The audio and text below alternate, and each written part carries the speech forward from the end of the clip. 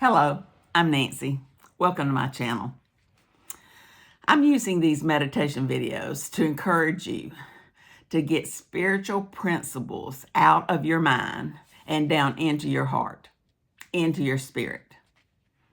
Remember, Christian meditation is not breathing, it's not chanting, it's not stretching. Christian meditation is getting those spiritual truths from your mind into your spirit. It is out of our spirit that we live and we move and we have our being. It is out of our spirit that we are connected to God. Many people will tell me that they know things from the Bible, but if they are not living those things in life, then the things that they know are only in their mind.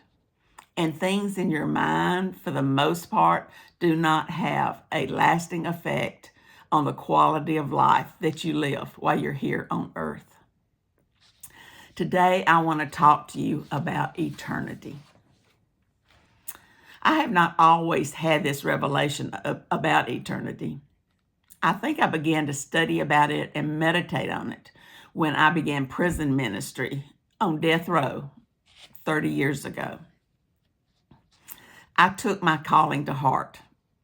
I daily lived with the realization that these men had a death sentence upon them and would most probably face the death chamber.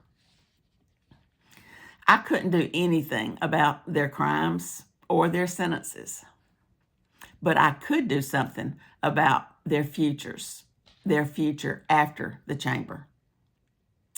I could present the gospel of Jesus Christ to them with such simplicity that they would be able to receive salvation and they would be received into heaven as they departed this earth.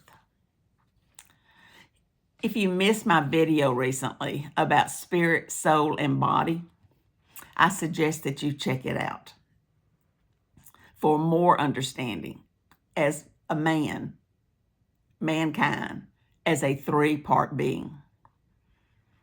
And when I say man, I'm not talking about male or female. I'm talking about mankind as created by God. So I'm going to do a quick review of that just so that you'll better understand this video and what I'm talking about. You are a spirit. You have a soul, which is made up of your mind, your will, and your emotions, and you live in a physical body.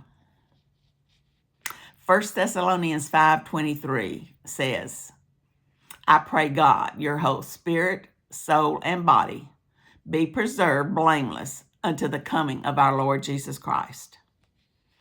Each of these parts of our being have their own function.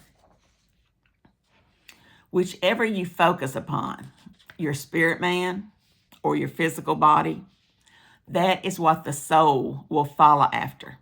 And that is what produces results in your life. The spirit man is the real you. The spirit man is the you that will live forever. The spirit man is who you should be focusing on to grow and to develop a Christian lifestyle, thinking like God thinks in order to speak like God speaks. When you learn to do this, your life as a Christian will grow by leaps and bounds. You will experience life as God intended it to be, even though you're still living here in this fallen world. The physical body is the lowest part of us. It's the part that will go into the ground or the part that will go into ashes when we depart from it. When we depart from the body. If you feed your body, your flesh, then your soul will follow along that train of living based on what feels good, what looks good, what tastes good. This is why so many Christians live in defeat. They never understand spirit, soul, and body to know how they are to live. If you will meditate upon this principle, You will gain much understanding about life and your life in particular. So keep these principles in mind as we continue today talking about eternity. Most people think of eternity as heaven, the other side of where we currently are, the place where God lives. But getting to the basics requires a look at the spirit man. The spirit man is created in God's image. The spirit man will live forever. The spirit man does not die. Spirits do not die. They live on, even when the body gives up its functions. We are eternal beings. I just don't think most of us think about it that way. We're so used to looking at the body, at the physical being, that we begin to think that that's who we are. That's what we are.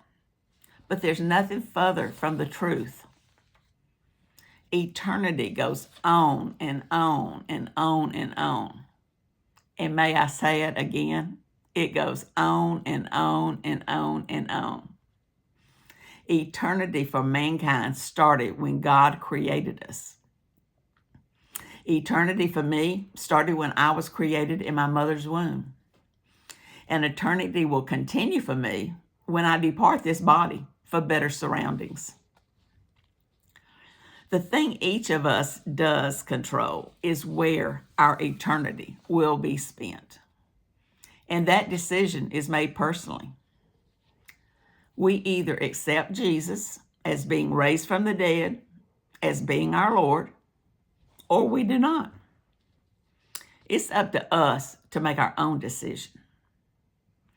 I have a sermon that I preach from time to time in prison. God has no grandchildren. God has personal relations with each of us based on us, not who our parents are, not where we live, not what church we belong to, but based on us.